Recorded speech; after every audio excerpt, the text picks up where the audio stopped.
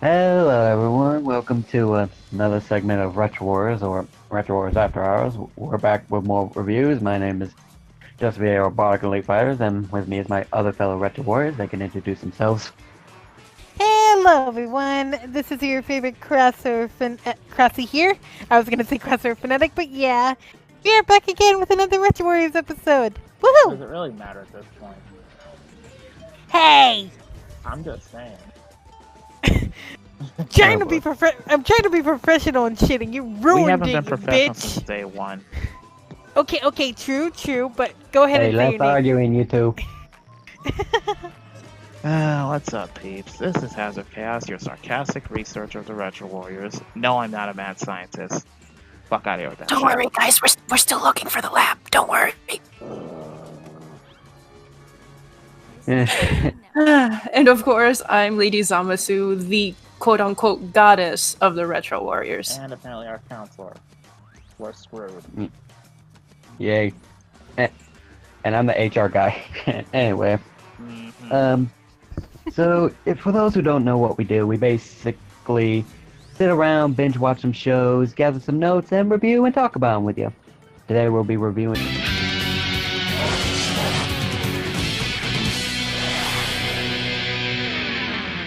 SWAT Cats. But before we continue, we got a little special guest with us if he likes to introduce himself. With the power of youth, my name is Clever Fox Soul, and I am here to go ahead and help correct these son of a bitches once and for all in this review and make sure it's done correctly. Yeah, he'll probably imply some input and things, but Fox here is a big SWAT Cats fan. When we even talked to him in his server about SWAT Cats stuff, and for those who don't remember Fox, he was in those two rant videos Crossy uploaded. And that's why I'm also here too, is to make sure that this woman here is corrected with her analogies, because if this woman thinks that fucking Yami Yugi is fucking the right thing, nah, she's gonna screw this up. Okay, we're I'm already here to getting correct off the rails when we just started. Getting Yeah. off the rails. Anyway, but yeah, he'll most likely put some input if he likes to and provide extra information. But without further ado, Hazard, go ahead and tell us what SWAT Cats is about for the audience. Okay, SWAT Cats is a pretty much very well much loved animated TV series, which aired back in 1993 to 1994, almost 1995, and it was created by Christian and Yvonne Tremblay, produced by Hanna-Barbera, who was basically very well known for making a lot of old school cartoons from back in the day, like as much as I have to point this out, they also help make stuff like Scooby Doo and whatnot. Also, it takes place in the fictional metropolis of Mega Cat City, which is populated by, well, cat people.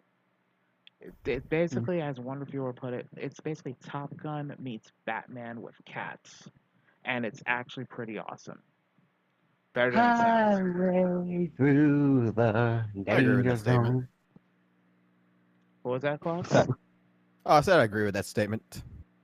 It was re-aired throughout the 90s and on Boomerang until 2013. There have been multiple attempts to revive this series or reboot it since it was canceled back in 1994, but unfortunately that has yet to be decided. The Tremblay brothers to this day are still trying to find a network willing to sponsor them at this time because they already have apparently a lot of the groundwork covered. They're just looking for someone willing to sponsor their basically the return of SWAT cats. And keep in mind, guys, this series has been around since 1993, but it's 2020 now, and they're still trying to find a way to get it back on the air. They clearly love this series, mhm. Yeah, because they had a Kickstarter that gathered enough money to go ahead and produce episodes. but And for whatever reason, any network they've gone to try and get the series aired, they basically said no. well, from my understanding, from the because it's actually not that long ago. It's actually like a week ago that the Timberlake brothers finally, after 2 years, responded with a an update to their Kickstarter. And every single network has said no, but the reason for them to say no is because they actually don't think at this current time period that SWAT Cats would actually make a good comeback. which is a shame because they had a lot of good ideas from what I've read on this series on what they're planning to do with it, especially with the essentially comeback series, which was titled SWAT Cats Revolution. Right. Mm-hmm. And so far, Netflix has said no. Cartoon Network has said actually recently maybe, but not at this time.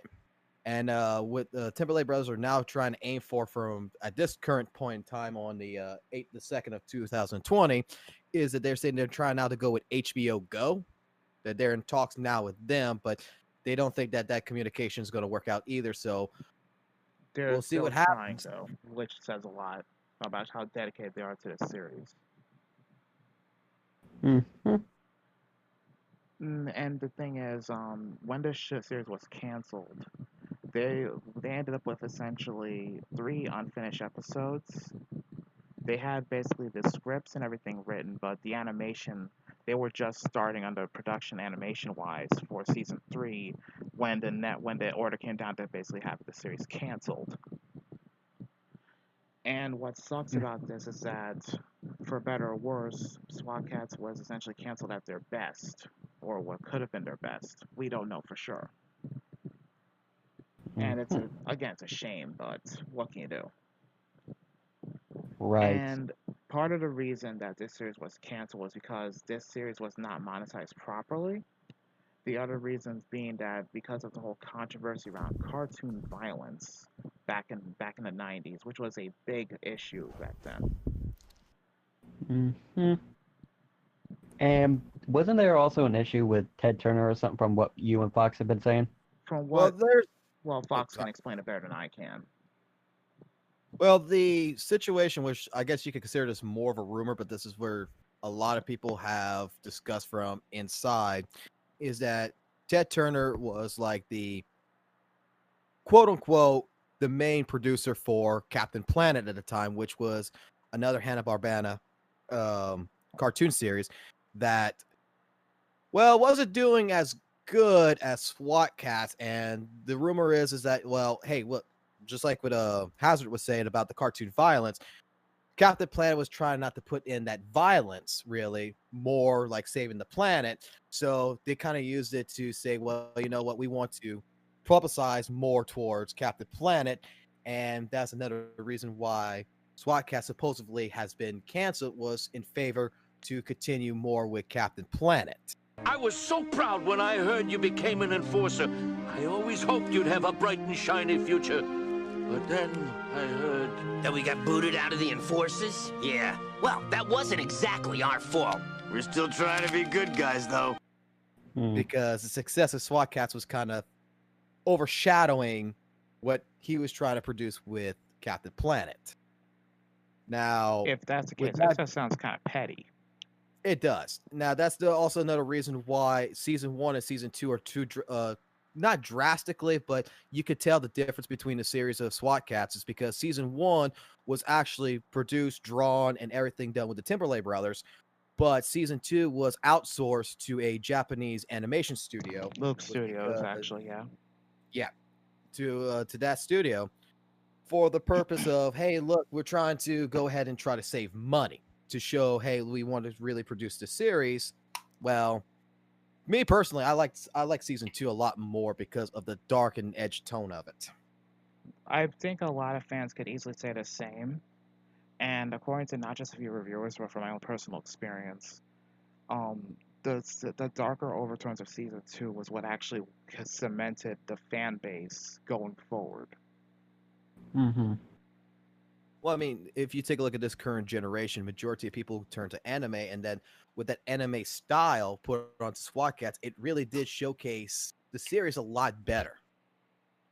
It kind of gave it that Yeah. deep, like Batman feel to it. Pretty much.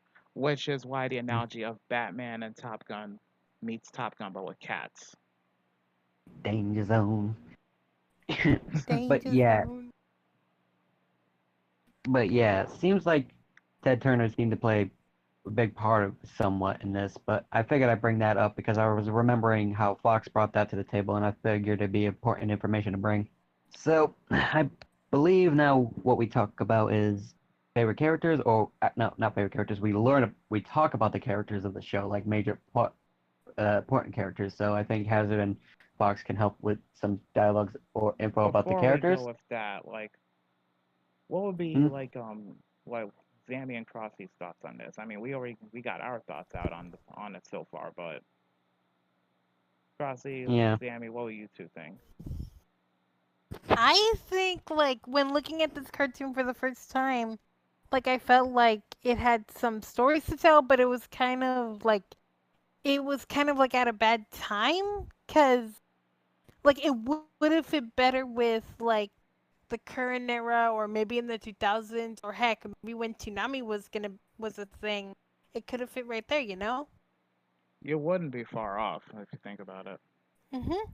But you can't blame, like, I think personally, going off of what you just said, it would probably be the time frame it came out. But either way, it won fans over regardless. Yeah. Zammy, what do you think? I have to agree with Crossy. It was probably bad timing. It was more of like our favorite, like maybe 2000s kids, that grew up with reruns of Powerpuff Girls and, all that good stuff on Cartoon Network, Or which basically they shows don't like have Hi Puff anymore. Yami Yumi. Yes, that too. Hmm. I Most think. times these shows. Go ahead. Sorry, I just want to add the input because I remember this happening in most reviews. Most shows nowadays, it's either bad timing because, or they get cancellations because of poor time slots, most likely, and like how Fox brought it up, because of the whole cartoon violence thing, Funny which thing is, is, though, just sorry hmm to cut you off, but the funny thing about that is that SWAT Cats was not having a time slot issue, from what I remember. It was more, and I remember when I got home from school watching it myself as a kid. I didn't see it was so much a time slot issue. It was just parents were more like, there were a lot of angry parents over the whole cartoon violence thing. But in my opinion, that was kind of a poor reason to cancel it. hmm. I mean, kids back then were all into the more edgy, high octane shows. You may have my body, but you know nothing about me. You eat, you feel sad, you're even able to worry about your own existence. I bet Hilda could have given me the answer, but now she's no longer here. Maybe that's just my standpoint, but that's how I see it. Right, because the time slot back then, I'm just looking it up right now, was was mostly around 2 to 4 p.m. Eastern time zone, which they would do, I guess, like the same episode, because back then, if I'm not mistaken, back in those days, you could catch like an episode at 2 o'clock, but it was the same episode that was going to play at 4 o'clock. And roughly, like, for high schoolers and for elementary kids, you're home by either 2 or 4 o'clock. Mm-hmm. So you were able to catch it. I do believe personally that it was more of an eternal struggle issue with SWAT Cats, because it was a popular series. I remember watching it. I remember I loved it. I remember all my friends in school, when I did go to school that time period, we all loved it. We all talked about it. It was a great series. It wasn't a time slot issue. It wasn't like the series was a bad series or anything. I mean, it was competing. Think about what other series at that time period, in I guess in 1994, such for someone like myself, that was there. I mean, you had Thundercats, you had Thundercats, you had Scooby-Doo, Goof Troop, Darkwing Duck, even. Darkwing Duck. And you see, when you have like And Darkwing SWAT Duck, Cats pulled in consistent numbers. right? Because I guess the reason why SWAT Cats was a little bit different, in my personal opinion, on this one also, is that you just mentioned, like Darkwing Duck, you had Scooby-Doo, you had what was good series, but it wasn't really like, when you're a child, you want to be kind of grown up. SWAT Cats kind of presented more of that maturity into a child's atmosphere. It's a child's cartoon show. Taste of, what an adult could be like, in a way. I wouldn't be surprised if you have kids basically one day wanting to grow up to be basically kick-ass fighters and pilots like T-Bone and Razor. Where can we drop you off, Lieutenant? Thanks, but I can find my own way down. And the other thing that could have, in theory, basically also helped end this, like, get the SWAT Cats canceled, but that's just one person's perspective, what I've heard, is the toy line was very awkward. But it was crappy. Yeah. You said it The, better. the- It was crap. it, I was it trying was to a be nice cra- about this it was one crappy time. merchandising that went with this because it's like Hanna-Barbera did not really want to, put the money into actually producing quality merchandise for the SWAT cats. I think it was more because they were caught, like the Tremblay brothers themselves said, they were caught off guard by how successful SWAT cats became, and they weren't sure how to handle it. They were caught completely blind. And I saw this directly from an interview from the Tremblay brothers themselves. Yeah. Anywho, I think So if they did make merchandise, I would be expecting like figures and the jet thing. To be and the honest, figures would most likely be very, very expensive at this point in time, had they been made like with quality back then. Yeah, because I'm going to show a picture in the chat here, which can probably be put in the video. But this was like the two figures of Razor and T-Bone, which doesn't look that great. That is awkward. it almost looks like one of those like like Chinese bootleg figures and stuff you would get. Yeah, but again, I think they were just completely caught off guard by how successful it was. Like this is supposed to be Dark Cat. Ugh. That looks nothing like Dark Cat. That's because the original concept of Dark Cat was essentially it was initially supposed to be a cyborg, not a demonic alchemist. So Right. that was it. Like when they drafted these, this was the initial stages. Well, it's kind of like with Sonic the Hedgehog, for example. Like if you take a look at the new Sonic the Hedgehog movie, when they did the redesign, they still had the production of the old design Sonic. That if you've seen the merchandise for something like that came out completely like crap. It looks nothing like the movie, but that was because this is what they had. The toy manufacturers, which probably from China, whatever, had to submit. Mm-hmm. But yeah, I think we've covered like at least a good chunk of the synopsis at this point. Yeah. Might as well move So on I to feel like the we could what we protagonists and go into such. now is where we talk about the characters of the show, like the major ones and important. Okay, so we got Chance Furlong, aka T-Bone. He's primarily the Turbo Cat's pilot. He's the stronger of the two. And he basically, ironically, he intimately has a fear of swimming and a fear of bugs. My mama must have put agricite in my cereal when I was a kitten, Jake. Both of which he eventually overcame.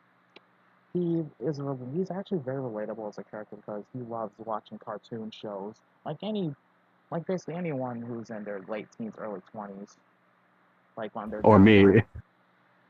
He and his best friend Jake Clausen, aka Razor, were basically former enforcers, which were basically the military police of Megacat City. And they both regularly compete in G-force training, hand-to-hand combat, in even hot pepper contests. And occasionally compete over the attention of the Deputy Mayor Callie Briggs. Didn't you guys hear? The SWAT cats shot down Morpulus. They were magnificent. Oh, they fucking what? They're just saying hi to each other. When do you think I can pick up the car? Jake will start on it right away. You can wait for it. Oh, they fucking look at them sparks. They're just talking to each other. I'll be happy to drive you. No need. Oh, they fucking. Oh, they fucking. Yeah. And at one point, he actually was implied to have held very strong feelings for one of the major villains, kind of a one-off villain, Turmoil. I'm gonna be in town for a couple more days, Dragon Daddy. Okay. Maybe you come over and we spend some time alone. Okay. Maybe you call in advance so I can call room service. Okay. Maybe you bring some wine and rose petals to set the mood. Okay. As for Razor, he's a mechanic, gunner, and maintenance expert. He is considered the best shot of pretty much all the enforcers during his time working under them, and basically created all of the SWAT Cat's weapons. Has also been nicknamed Hotshot and Sure-Shot by T-Bone on occasion. And the one thing compared to T-Bone is that his backstory was not revealed very much, if at all, which was kind of a plot hole for me. Which is sad because Razor's pretty much my favorite character. Like, he's basically the brains of the operation, so to speak. Then we got Callie Briggs, who's the mayor, well, deputy mayor, I should say. She's also one of the SWAT Cat's biggest supporters and their informant, and basically handles all the day-to-day stuff for the city hall because, let's face it, her boss is basically a useless little bitch. And ironically, someone actually noted this to me.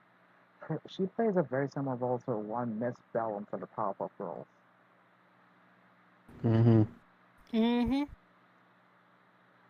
Then we have Commander Farrell.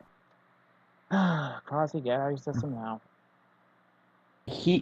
When I see Commando Farrell, I'm just gonna put this input before you bring some info real quick. When I see Commando Farrell and how he like legit hates the SWAT cats or blames them or considers them villains, it gives me a lot of like Lex Luthor vibes where he would consider Superman a villain and all that. You know what I mean?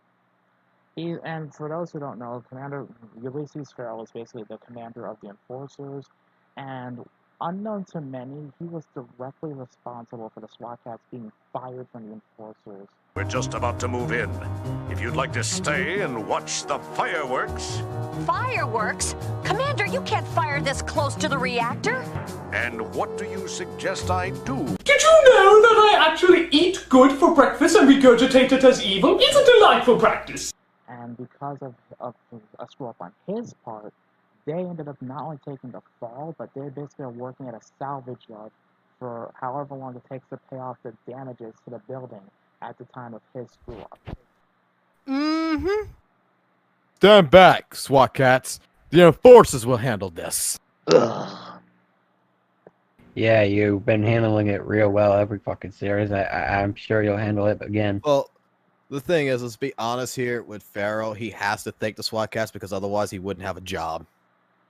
Not to mention, to be he's that bad. One reviewer pointed this out as well.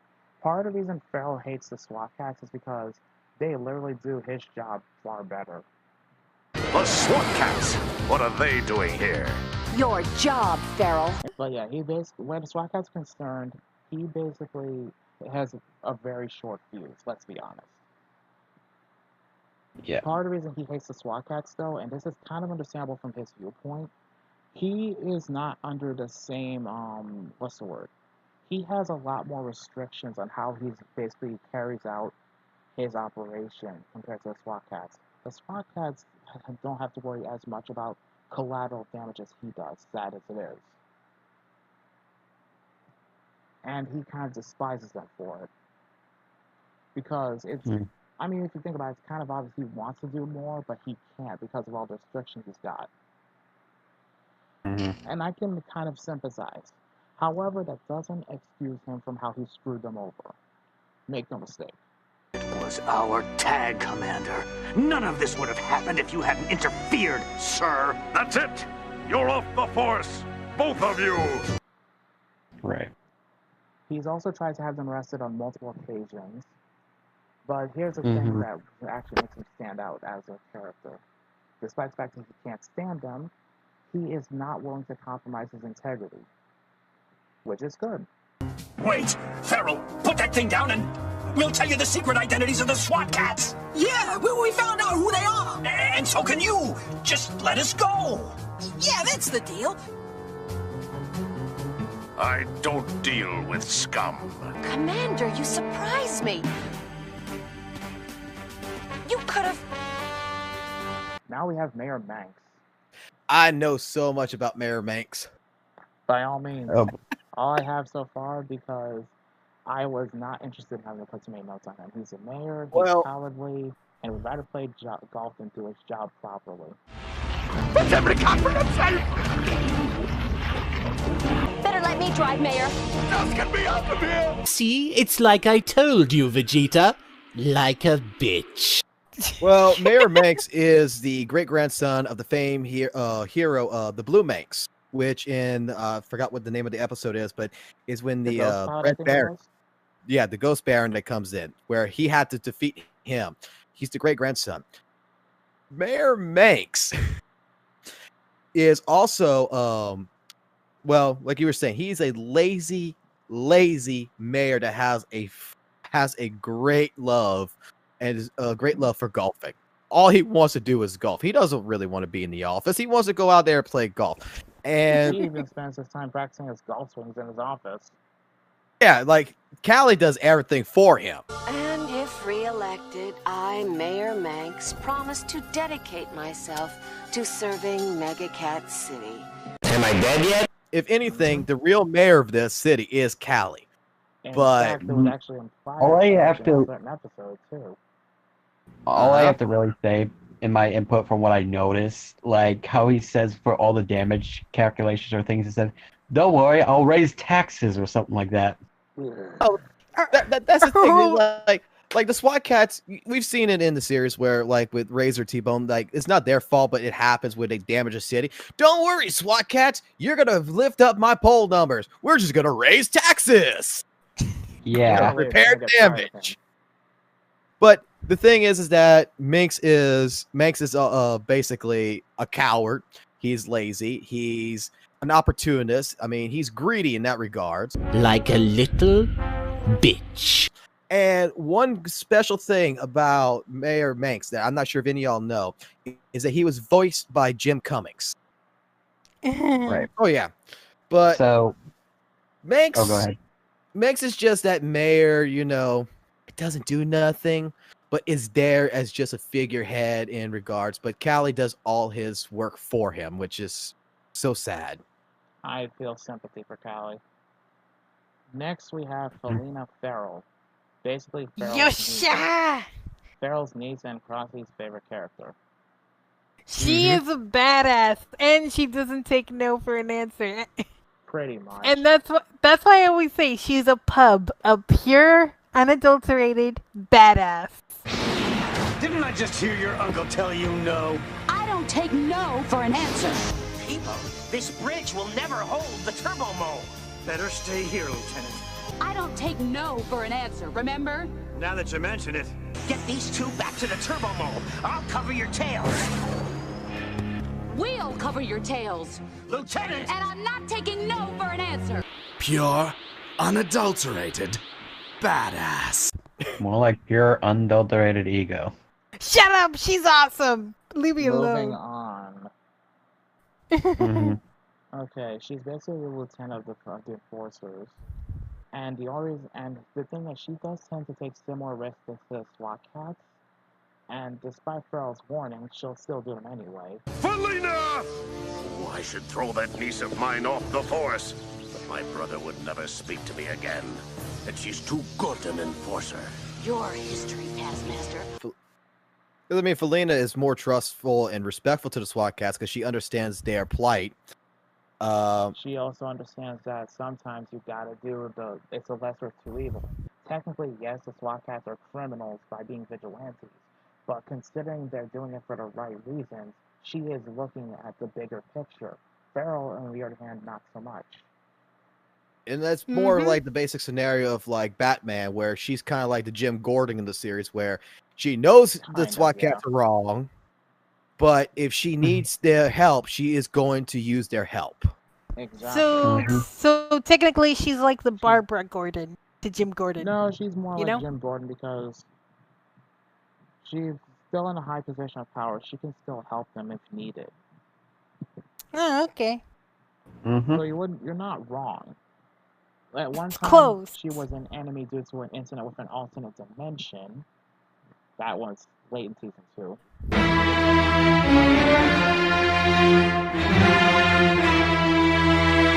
This ought to get her off our tail. Shoot! Oh, they got away, Uncle. She was introduced at the beginning of season 2 as basically this breakout character they just threw in out of nowhere, but fans loved it. They ate it up. Let's be honest. Oh yeah. It also cemented a lot of the female fan base for SWAT cats as well, regardless.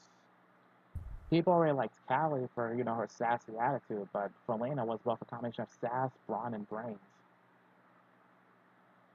I mean, nobody even denied us. No, we're not. We're basically agreeing with you because you kind of put it spot on.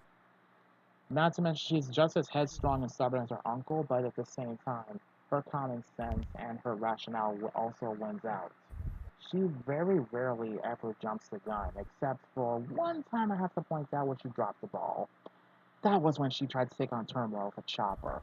This is Lieutenant Farrell. Turmoil, you're under arrest.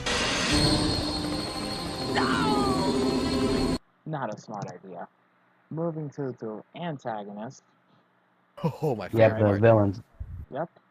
We got Dark Cat, who's basically arguably the most dangerous villain in the SWAT Cats universe. Citizens of Megacat City, this is Dark Cat. Nobody knows his backstory at all. His backstory was never explained. It's been heavily implied he could be a demon or the devil himself, able to force other supervillains to work for him, feared by pretty much the entire city, and played a major role in the SWAT Cats getting fired from their jobs as enforcers, surprisingly. And with Dark Cat in particular, he was, if I'm not mistaken, during a certain period in the series, he created a catastrophic team, which was with Dr. Viper and the Metallic Cats. But one thing about Dark Cat that I think that not too many people can base this on is that what he was actually based upon, if you think about it. His character itself is basically based on Doctor Doom. With the scientific skill set that he has and the brilliant mind he has, Not it's to mention like the magic and alchemic abilities. that But- it was like he was like your Doctor Doom in the Fantastic Four. That's what makes it. And his little creatures, little gargoyle creatures, which are called the Creeplings. And Which would make those the one Doombots. thing he wants to do is to take over Megacat City or destroy it and rebuild into his own personal image. And Kind of like the Zero Mortal plan. Not exactly. You will die today! He More wants like to make it a city of utter chaos and lawlessness. More like your Doctor Robotnik from He's like from Sonic the Hedgehog. He's Dr. Doom meets Robotnik with much more Right. intelligence and much more cunning. And he doesn't want to do the Zero Mortal plan. He just wants to basically rule the world and do it the way, rule the city and do it his way. Though unless fact, it'll even be Dr. fucking Viper thinks twice about pissing him off. And Viper's crazy. So, yeah, literally the best words to describe Dark Cat: crime lord, terrorist, and possibly a mutated scientist. Like I said, his origins are unknown, and a little known fact by many that only me and Crossy spotted initially. He was voiced by Brock Peters, who also voiced Soul Power and Static Shock. Soul power. Soul power. Pops, do not dance! And you can't even tell the difference that easily. Dr. Viper. Mutated by chemicals, snake-like in nature, and as Clever Fox kindly pointed out, he was basically like the combination of the Lizard and the Joker, which if you think about it is a very disturbing combination. It's raping time! No, stop that.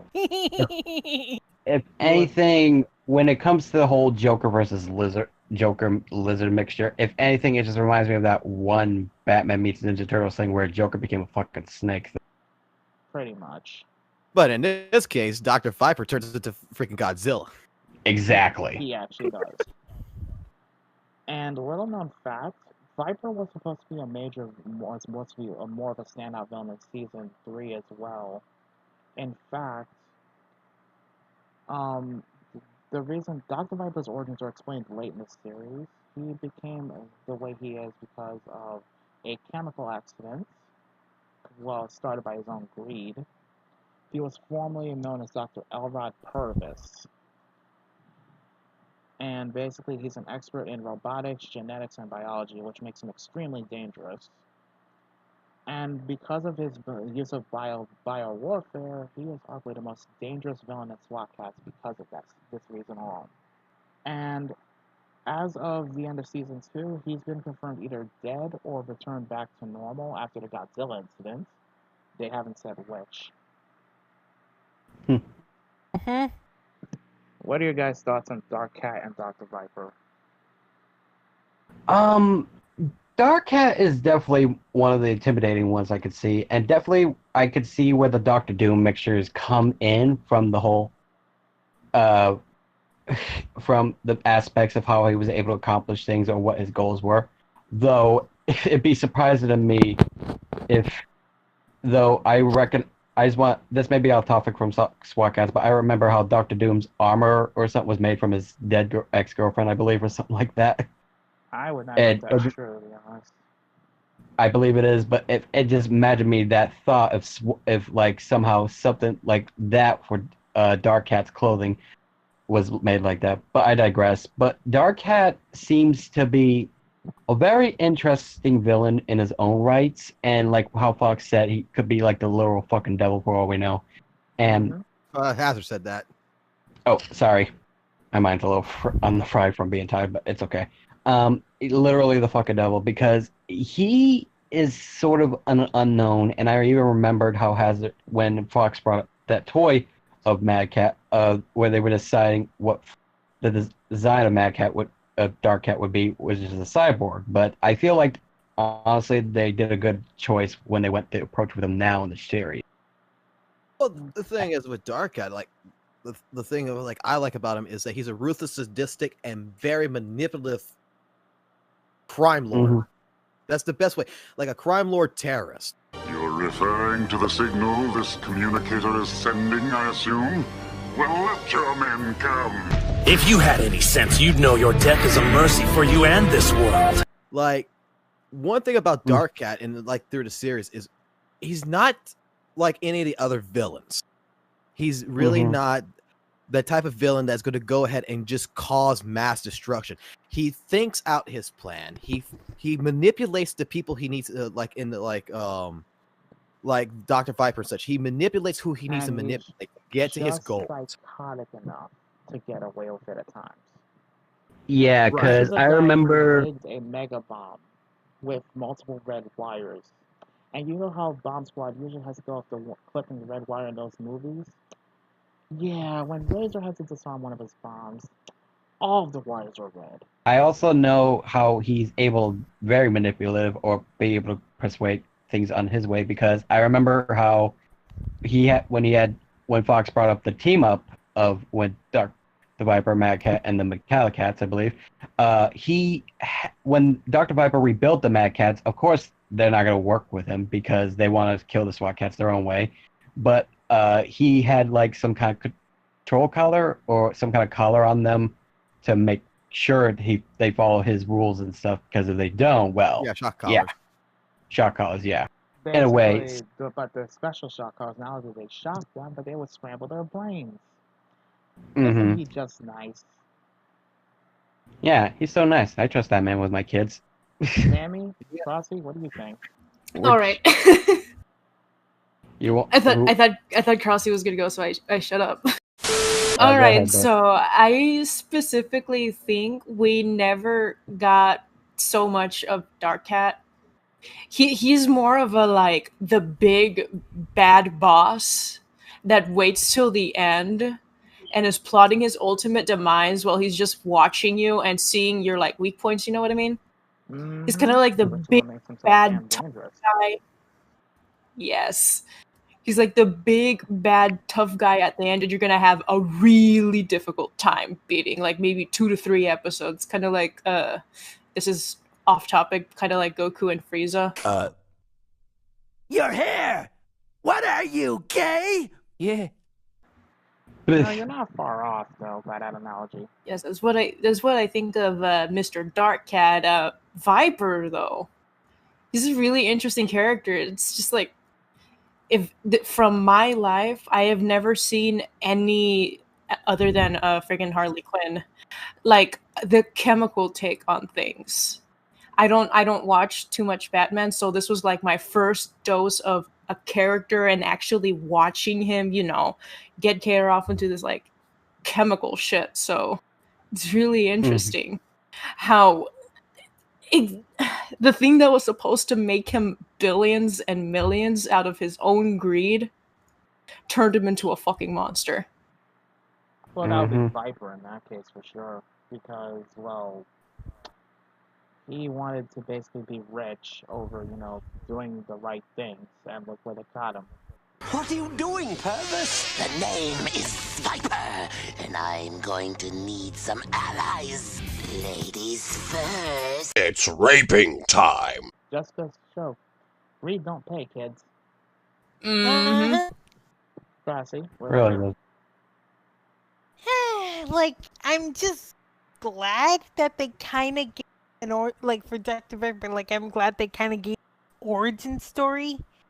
And not to mention, like, in season 1 with Dark Cat, like, they gave us, like, a flashback episode, like, of how, like, the SWAT cats got fired from the enforcers and all that stuff. Just a minute. I said you're off the force, but not off the hook. Time to take care of Dark Cat. This time, we do it our way. That's a good exposition if you think about it. Like, it answers the question of why they specifically despise Dark Cat. And honestly, I think it was a good move in that case, waiting till like a few episodes in to explain this. Because bringing out the big backstory would have made the others look like, lesser by comparison.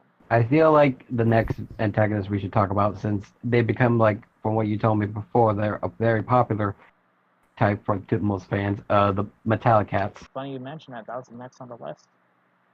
Mm-hmm. Basically, the best way to sum it up, if I want to be really blunt, Robo, Bonnie, and Clyde. Yep.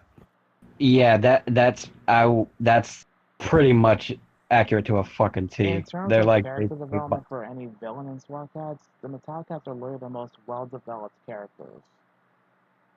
Mm-hmm. They're technically a married gangster couple, much like Bonnie and Clyde. They were former ex-convicts sentenced to life in prison for numerous crimes. Most likely a lot of them including murder, obviously. They look out for each other despite, constant arguments like any good married couple. At one point, they accidentally learned the SWAT Cats' identities, but later lost their memories due to Farrell's interference.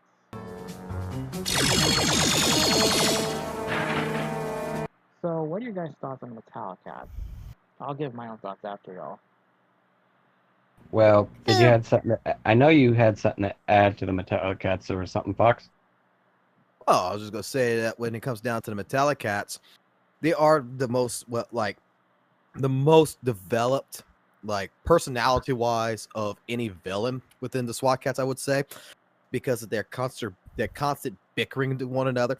But that's also like their most downfall to them too. Is like they're so blind at what they're doing because they're always arguing with one another that they're basically idiots that is committing crimes that if they would just shut up and just listen to one another and think, to be that they would fair, actually though, considering they led a mob for several years before finally getting thrown in jail, it says a lot about how capable they can be if they lessen the arguing. In fact, when you think about it, though, what made them idiots was because of how they basically, didn't plan out their escape well. They didn't plan out their revenge well. That was their big screw up. You can tell, like, when it comes down to the Metallic Cats, Mac and Molly, that even though they're bickering and everything, when one was in trouble, that they would come to the aid of the other and that was in trouble. That they really did truly love one another. Mac was more the muscle, while I guess Molly would have been more of the brains of the situation. But yeah, with the manipulation, like especially like with Dark Cat and everything else, you could see like they stuck it out with one another. And that's one thing that I must say. They never threw each other under the bus, not even once. Which is Personally, they were great, actually, as a, And when it comes down to the Metallic Cats, they were personally not my favorite villain. Like, they were nowhere near like my favorite villain. They were there, but I guess they were okay. But it's just like they didn't really do too much. They really didn't do too much for them. The only episode I think I really liked them in, and I'm not unlike you guys, y'all watched the series recently. I haven't. I just remember this stuff off the top of my head as a kid. Is like the one episode where Mac and Molly, they lose their bodies, but their heads are controlling the two cyborg machines that the SWAT Cats had to fight now.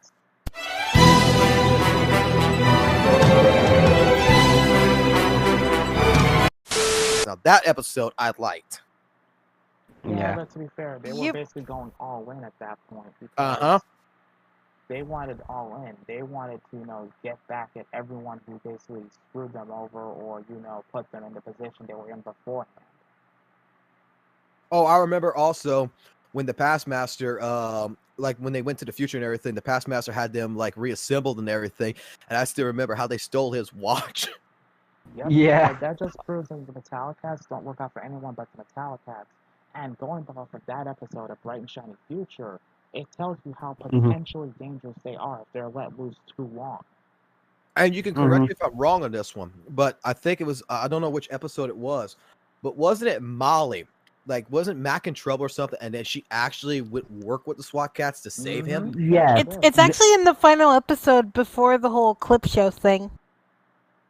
You see, Yeah. that's what I'm getting at, is that I haven't seen it in a long time, so I'm just remembering stuff off the top of my head. Fine. At least you Yeah, you're No. fine. Though I want to say, I feel like Metallicats had great, like Fox and Hazard was saying, the Metallicats seem to have great potentials as villains if they don't argue too much. But I almost kind of see them as that one-time villain that's a weird comedic relief to most audiences, if that would make sense. If you want to comedic relief, I could have looked no further than Mad Cat. No. Mad Cat, we'll get to Mad Cat. I was actually going to bring him up after the Metallicats. But, but by comedic relief, I mean that's sort of that slight humor that the audience could see, because again, SWAT Cat seems like to be a basic hit action show from what it seems, and there is like slight humor, but I feel like those two, the way they argue, how they were able to pull stuff off and just be random and not random, would argue a lot and somehow would either get themselves in trouble or pull it off. I just feel like it. Yeah, and a combination of both. I feel like it's a slight humor thing, how they can show it in a way. You know what I mean? Because if anything, if kids might not notice it, most people see that, most adults do that in a way, but I digress. But it's just like a weird slight humor thing, how it's possible. Like for those two are great are okay villains. I'm not saying they're the best, like compared to Mad Cat or Dr. Viper, no. But I'm just saying they're like, they're kind of interesting villains, I will say. It's a better relationship than the Joker and Harley Quinn, because Definitely. Joker doesn't give a shit about Harley Quinn, but the Harley gives a shit about Joker. In this case, the Metallicats, doesn't matter which one's in trouble, the other one's coming to the aid. Yeah, and there is very, very much abuse, like how Joker would to Harley. Oh yeah. Not sure what I can say about that one, because I mean these two beat the crap out of each other. Well, that's true, but the thing is, I mean, they got metal bodies that can do it. Yeah, exactly. That's what I was gonna say. The metal bodies, they could get away with it, but with Joker and you know what I mean by the whole abuse when it comes to Joker and Harley. Crossy and Zemi, anything you want to put your inputs with the Metallicats? So my overall thought on those guys, it's wasted potential. They're always arguing with each other. It's so fucking annoying. Just like do something. Like stop arguing. That's my personal thought. Like I can't go anywhere beyond that. Just like please shut up, stop arguing, and at least try to do your job and try to terminate the SWAT cats instead of fucking fighting every 10 seconds. I'm just sitting here thinking, man, I bet their sex is pretty interesting. We're gonna stay off that topic. Ross, what do you think? Yeah. I kind of agree with Zami's, though the only thing that kind of made him okay was the final episode.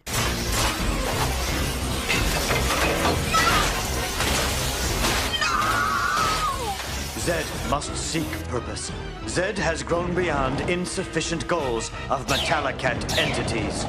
Mac was in danger, and Molly had to team up with the SWAT cats to save him, and all that stuff. And I'm like, okay then. Alright, so I feel like after that, we're gonna let Fox introduce this character, Passmaster. Oh boy.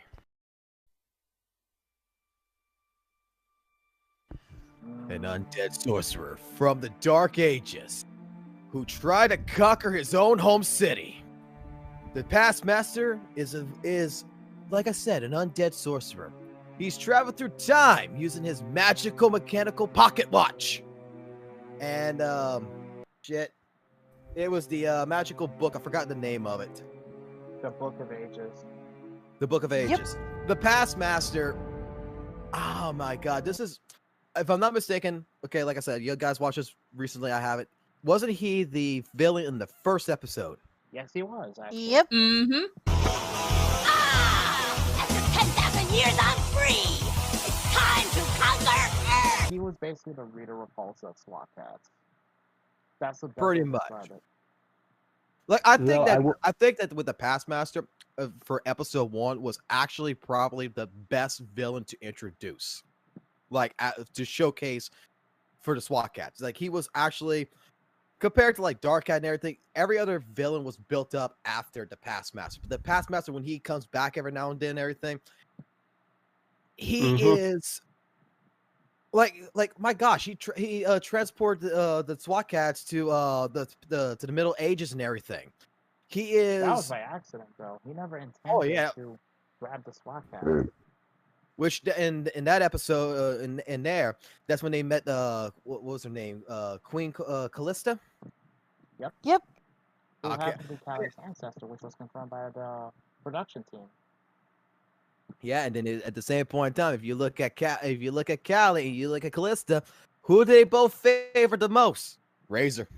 You are indeed the hero foretold by the legend of the Dragon Sword. Hey, hang on a sec. I was doing the driving. REJECTED rejected. But no, I think that's Sammy from- the Past Master was that short little Napoleon complex of a villain.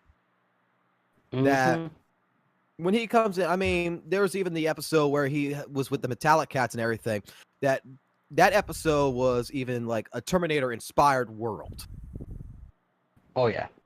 Very much so. And the reason Past Master did it was purely out of petty revenge. But he didn't. But he made one critical mistake. Just one. He made the mistake of doing a villain team up and not reading the fine print. And as Justin likes to quote every now and then, Justin. Villains don't work well with other villains.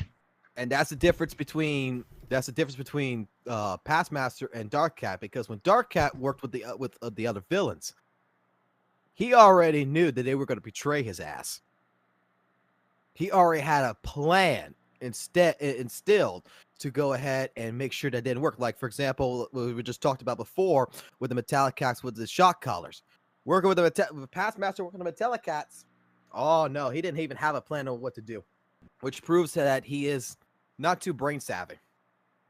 He's just mostly focused on just trying to rule, try to rule his home city. That's it. He just wants to conquer Medicat City too. He's not focused on the details. He just wants it done. Though I feel like he's also thirsty for Kalina, though. Yeah, well. All I gotta say, as a time patroller, you can prevent history from being changed. Shut up. You will stop that. Anyway. What's your thoughts on Past Master, guys?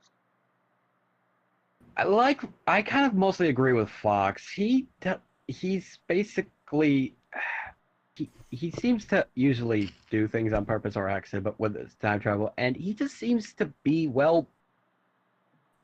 he's like Fox said, there's Napoleon shortness complex a bit, or the King's Madness, I would say, where he has got so much power, and it's hard to explain because I can't really think or give too much thoughts because the Past Master didn't really interest me that much, or if it makes sense to say, doesn't really catch my eye a bit, or has my that makes perfect sense because it's just like a video game. He's basically your level 1 boss that builds up, that you don't really care about.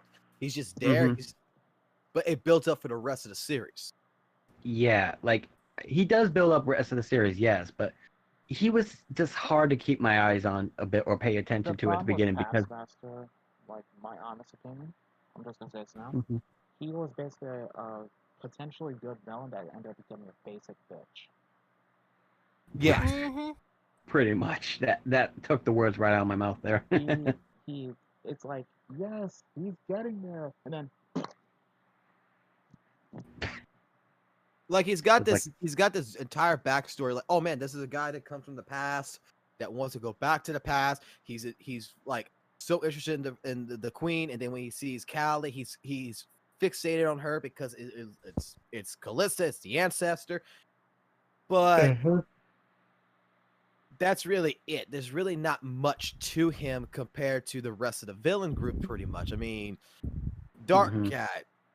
Like, there's other Even bad Turmoil has villains. more depth than he does. And Turmoil was a one-off villain. Right. Before we go Yeah. into the subject of Turmoil, But before we get on turmoil, because I forgot to give my overall opinion of the Metallicats. Like, I only gave the basic clip notes. Basically, with Metallicats, it just goes to show they look out for number one themselves, as I said. But the reason that they're so highly appreciated as fans, like by the fans, is because they have so much depth to them, despite, you know, the whole bumbling duo act. You can't help but find that a little endearing in some cases. I mean, I could be wrong here, but you can't help but find that endearing. anyway. But yeah, going back to Also, Taskmaster, he's a also has it. You jackpot. sound like you're. Also has it. You sound like you're on your mic a bit. Yeah, my bad. Crossy, you got any info you want to share about Taskmaster? Like all I just see, like he's not interesting. All I see is just like he just wants to get laid, but he just wants Callie. He's a thirsty motherfucker. Yeah, but like Fox said, 'cause she resembles the queen of being the ancestor of her. Yeah. Zammy, anything you want to add for Taskmaster? All right. Well, first off, since this was the first villain I ever saw that introduced me to the whole entire SWAT Cat series, because I have never seen this thing. I've only ever heard of it. I've just never seen characters or anything like that. Being the first villain I was introduced to, it was not bad. Like the whole entire time travel by just a freaking pocket watch. Like seriously, I think you think you'd have a fucking time machine like in a capsule or something. Or like, I don't know.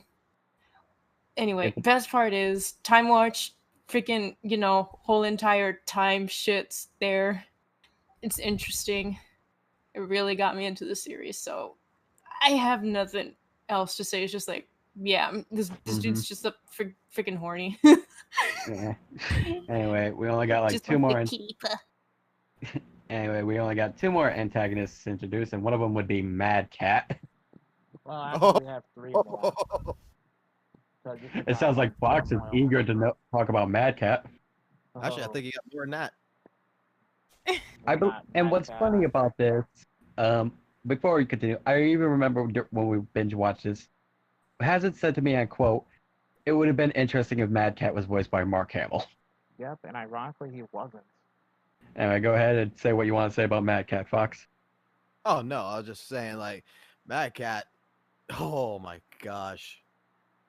I'm gonna let Hazard start on this, and I'm just gonna add on. Basically, he's a demonic jester who is possessed a ironically and very much insane comedian named Lenny Ringtail, and was obsessed with revenge over a past imprisoned by a king, queen, and knight because he was replaced by a court jester. But not ones with my face. Tell me more about it. Huh. Belonged to an ancient jester named Mad Cat. He went crazy when other jesters took his place. I can relate to that.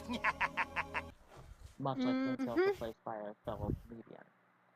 And here's the one thing that actually makes him stand out. Despite the fact that he never actually intended to, he came literally the closest to taking over Mega Cat City. Possibly even more so than Dark Cat. That says a lot about him. If you think about it, this is a guy who managed to kidnap a comedian, Farrell, Mayor Manx, and Callie, and even captured one of the SWAT cats. He did this all himself. He had no backup. That says a lot about him right there. Oh, come now. If I'm really as evil as you say I am, then let God strike me down where I stand. Ha! Nice try, jackass. Next time, give it your A-game. A crazy psychopath jester came to arguably the closest to taking over Mega Cat City. Possibly even more so than Dark Cat. That says a lot about him. If you think about it, this is a guy who managed to kidnap a comedian, Farrell, Mayor Manx, and Callie, and even captured one of the SWAT cats. He did this all himself. He had no backup. That says a lot about him right there. A crazy psychopath jester came to arguably the closest to taking over Megacat City. Mm-hmm. But yeah, this says a lot about him, though. Mad Cat is not someone to take lightly. Mm-hmm. Oh, Mad Cat is a person who is very fucking insane. I'm fucking insane! Hello, Mr. Insane. May I call you fucking? And very powerful. And the thing about Mad Cat is that the one thing that he really is sought out compared to any of the other villains, he's not there to destroy Mega Cat City. He's not there to take over the world. He wants complete fucking revenge for the people who imprison him in the Jack in the Box.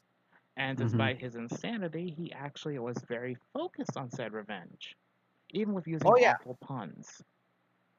I think the Mad Cat episode was like one of the most like truly rememberable episodes of the series, because it also helps, if I'm not mistaken, this also can help prove the fact that, like Callie's ancestor was the Queen Callista, because if I'm not mistaken, Mayor Minx was the king in there. Callie was the queen. Pharaoh was the knight. I forgot what else. It was David Letterman. David Letterman, which was the thing. And the character, from my knowledge, for the years of doing research and everything, back when Revolution, like, if I'm not mistaken, the Timberlake brothers said like they based Mad Cat basically off of Jay Leno, because it was kind of like the idea where David Letterman was like David Letterman from the Night Show, and Jay Leno was basically CBS versus NBC. So it was the puns and everything. So like the catchphrase, "Here's your ringtail" and everything. And when you think about it, SWAT cats, despite, the name and everything, and, the fact that they're cat people, there were very few cat puns than expected. Oh, yeah. And that's part of what adds so much charm. Yeah. I will have to say, Mad Cat is definitely a very interesting villain, I will admit. Like Hazard said to me when he first talked about Mad Cat, he was like some kind of Joker with like, what kind of powers did you say? Galaxy-like powers? Yeah, basically that. Like if there was a season 3. Oh, sorry. No, that's fine. I was just saying is if there was a season 3, Mad Cat would have been like the epiphany of a character that I would want to have returned. As of any villain, because it's like, I'm not gonna say it's like the Joker in a sense, but well, no, I guess you could say it's like the Joker in a sense, also like Dr. Pfeiffer, but more where this is like he just wants revenge. He just wants chaos. He just wants to do his thing. It's about him. It's not about the world. It's about him, and that's what makes Mad Cat so insane in regards to his revenge. Is that it's not about anything else but him. He has to be the show. He has to be the star of the show. I continue to be fucking insane! Yeah, so self-centered, but extremely dangerous. If that doesn't scream that's Mad Cat in a nutshell. Hated him, and I hated the boss fight in the Super Nintendo. What is this? Get off! What is this? By the way, guys, there was a SWAT Cats video game. Just look it up if you get some gameplay of it. Oh, it sucks. It sucks.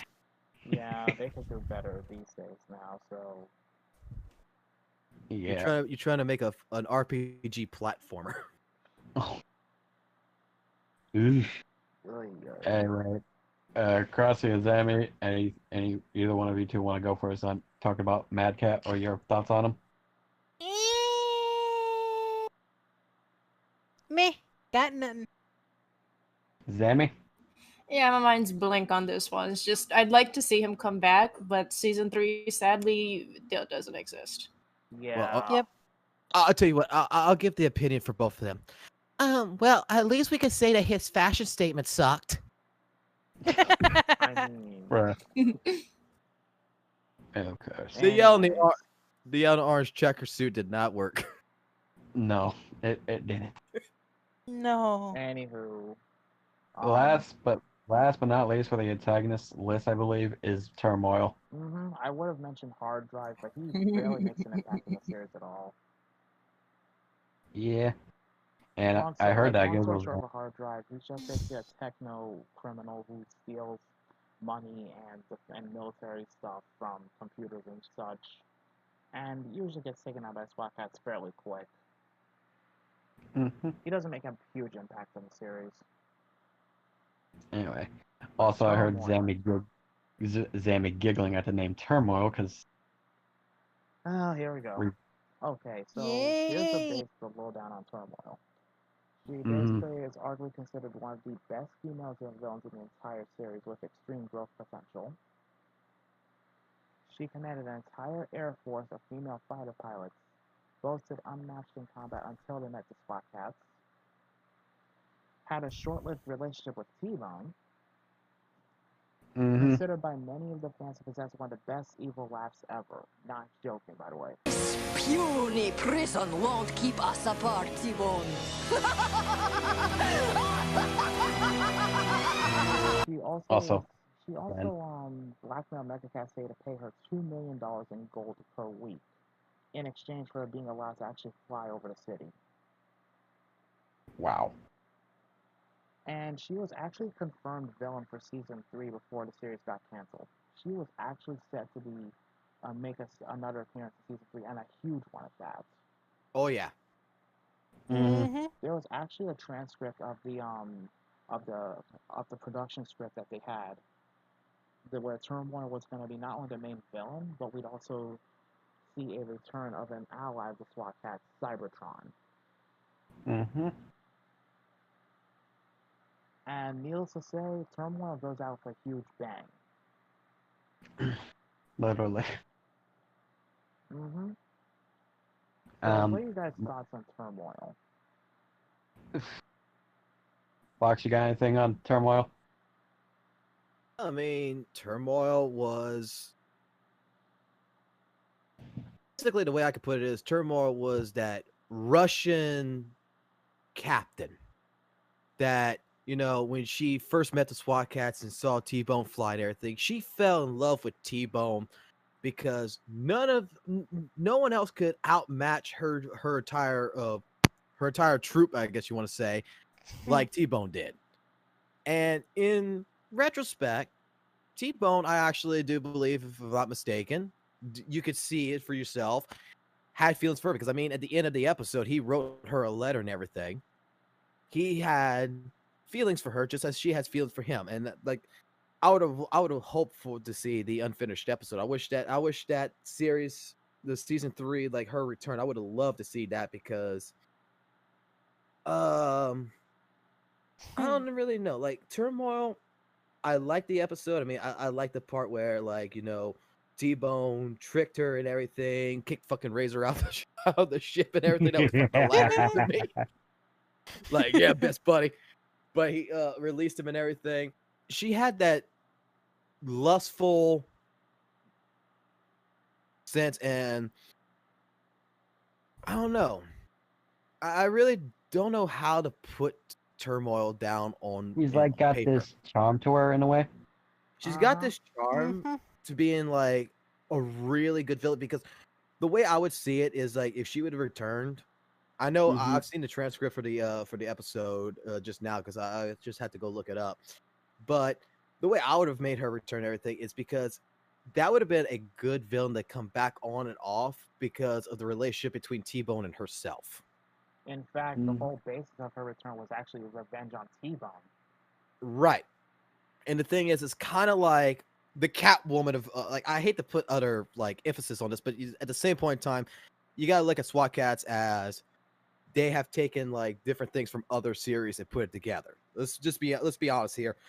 Yeah. SWAT cats itself is inspired by, at this time, that's what made SWAT cats so inspired by Batman. And well, that's the thing. SWAT cats, the reason why, as children, or it was the reason why you guys who's watching and everything that's fell in love with it now, is that if you take a look at the entire series, the villains, the characters themselves, all have a resemblance. The episodes have resemblance from different other series, other stuff. It's like the Timberlake brothers saw Batman. we need to take this from here, we need to take a little bit from here, a little bit from here, and you can relate it to something else in regards. And with Turmoil, I can relate her more towards like the Catwoman and T-Bone as Batman, like the Catwoman and Batman relationship in a sense. Yeah, To a certain you're not degree. wrong. To a certain degree, you're not wrong, given how they act. Yes, because of the whole one's evil and one's good and all that, you know. And she's greedy But- as shit. She wants money. She Yeah. is greedy, but at least, you know, she knows what she wants. You can't deny that. Turmoil knows what she wants. She just wants that cat dick. Compared to all the other villains, like we'll get to that later, but I mean, she would be like, yeah, one of the more primary villains in the series that I hope that if Revolution ever does continue, that they would actually put something for her. But yeah, Turmoil is a interesting villain, I'll admit. Not too much interesting in my eyes, quite, but the episode was interesting itself, just to see how this whole thing, and it did give me whole Batman and Catwoman vibes to a degree, how the whole thing worked out between them and their whole feelings and like that. But if anything, I am curious to see what they would have done or what they could have done if they did bring her back if they did a season 3, you know what I mean? But yeah, that's at least what I think. Zammy or Crossy, either one of you want to put your input on Turmoil? Fucking badass. Yee. For those who don't know, Crossy ships. For those who don't know, Zammy here ships T-Bone and Turmoil after that whole kiss scene. Friggin' Oh, I'm sure there was more to kissing than that. Here's your refund. There was probably some tongue. We There was probably don't some know. licking around. With all the transitions from scene to scene and T-Bone changing to uniform, who knows what they got up to while Razor was deep down bored. I mean, I do have to check it out. I mean, who Also has knows? Maybe they did a has a mic. quickie. Maybe they had to do 15 minutes. I don't know. Like cats, And- they just they cleaned each other. Someone had to lick the. I think Though I we're will- getting a little off. Though I will say, for most of these cat-like people and stuff, some of them look more like cat humanistic in a way, more than actual cat-like features. You know what I'm saying? Yeah, if you take a look at Turmoil, she looks more like a human than she does a cat. Compared to someone like T-Bone. Anthropomorphic is what you're looking for. Yes, that. Thank you. She looks like a more anthropomorphic type person than a actual cat person. Like, nothing wrong with that. I just kind of figured that out because I figured, given how this is all SWAT cats and more cats and stuff, and yes, a lot of their names are freaking cat puns. Kill me. But yeah, it's stuff like that. You gotta think of it like this. She was the cougar to fucking T-Bone's fucking young dick. Well, we don't know Pretty how much. old Turmoil technically is, though. Like, Take a look at that face and don't tell me she ain't fucking putting on makeup. you have a point. I was suggesting she's probably in the mid-30s, so. I mean, T-Bone looks a hell of a lot younger than that. Well, to be fair, man, you forget animals age faster than humans. All right, we're not getting Anyway. involved no more in that shit. Honestly, here's my sum up of Turmoil. Mm-hmm. Like, she's ruthless, direct, blunt, brutal, and extremely cunning. Those are the Though best ways to describe Turmoil. Though, if anything, I just want to put a funny input. If she wasn't an evil pilot, I see her as a fucking Russian dominatrix. True that. And it's a shame, too. She has potential as a character. Yeah. But I feel like that's most of the characters we needed to talk about anyway. That's all the ones that are, have the most direct impact. Yeah, because I I guess- mean, the other characters, like you were saying, like hard drives really didn't have an impact. Rex Shard, which was the one that turned into a crystallization, he didn't have much of He was much just basically a very petty and vengeful inmate who just Right. happened to get corrupted into a crystal monster by complete accident. And the bugs were just bugs. Yeah. I mean, if you're gonna talk about any other villain, the only one you would technically talk about would be like the Dark SWAT cats. But then again, like that's just a one-off thing too. That wasn't a real villain, really villain. That was more of like, oh look, we're in the future, just why a different like time period, and then the SWAT cats are evil here. Oh boy, we gotta stop our evil selves.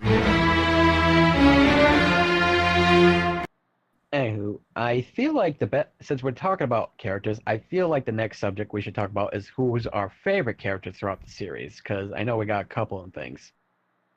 That's a tough call for me. You guys can go first. Fox, you got any? Who's your favorite characters from the series of SWAT Cats? If you got any. That's completely easy. Razor would Okay. have to be my favorite protagonist, because the reason being is Razor himself, straight off the bat, is the brains of the operation. Mm-hmm. With when you got Razor and you got T-Bone together, that's your yin and your yang.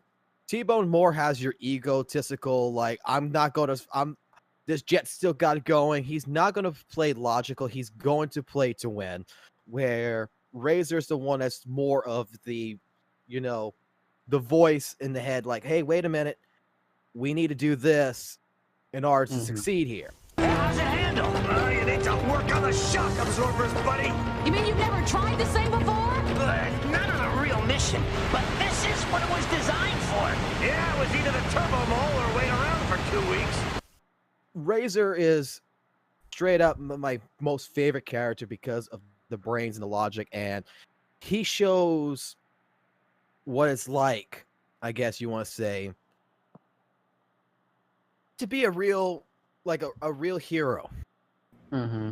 When it comes down to like my favorite villain, straight up, gonna have to say Dr. Viper. I would have said Dark Cat, but Dr. Viper, to me, compared to any of the other villains that we discuss, even Mad Cat, Dr. Viper was the most well-developed villain. This is true. I can't argue with that. He was the most well-developed villain out of the entire A lot series. of people will argue the Metallicats were the most developed villains, but that's only to a point.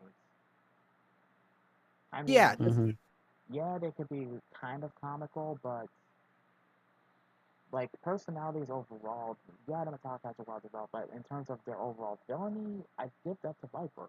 I want to say, if I'm not mistaken, I actually think that Dr. Viper showed up in more episodes than any of the other villains. I think you're right, but I have to check that. Most villains, though, to be honest, aside from the Metallic Cats, most of the villains that you would see most appear would be Dr. Viper, because Dark Cat doesn't really show himself much unless it was in like his little lair down in the sewers, I believe. When he does show up, he makes an impact. Yes. And one thing I love about Dr. Viper, he instilled the fear of broccoli in me. He what? If you remember, if you remember the broccoli monster in the series, when I was a kid and my mom tried to make me eat broccoli, hell no. After that episode, I thank the gods for Dr. Viper, because still to this day, I will not eat fucking broccoli.